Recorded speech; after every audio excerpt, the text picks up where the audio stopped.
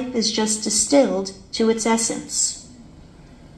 In that situation, I experienced a tremendous strength and presence of God, that God was in this man that society wanted to throw away and kill.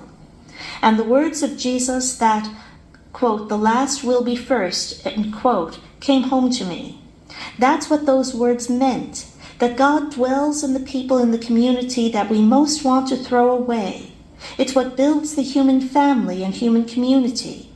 Because what makes things like the death penalty possible, what makes things like the racism that continues in our society, the oppression of the poor, is that there's this disconnection with people.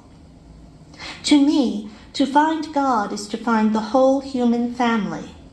No one can be disconnected from us, which is another way of talking about the body of Christ, that we are all part of this together.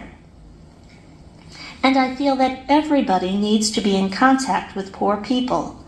That in fact, as Jim Wallace of Sojourners Magazine has said, we need to accept that one of the spiritual disciplines, just like reading the scriptures and praying and liturgy, is physical contact with the poor.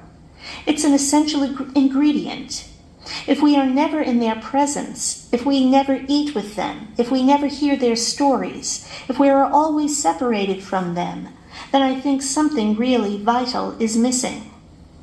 In fact, I think this is one of the greatest problems in our society today. They say that the most segregated day of the week is Sunday because churches very actively participate in segregation. They have incorporated the same system, and so people go to churches with other people just like them. The God part of us is always the one stepping out over, to walk on the water and to take the risk, to go into places beyond the part of us that wants to be safe and secure and with the comfortable and the familiar. Just look at all the spiritual journeys, including the trek through the desert to get to the promised land. Jesus saying, "I go before you into Galilee." I think concretely that this journey into God translates into the journey into the housing projects, the poor neighborhoods, the inner city, the places where people have AIDS, death row inmates, battered women, where the suffering of the human community is going on.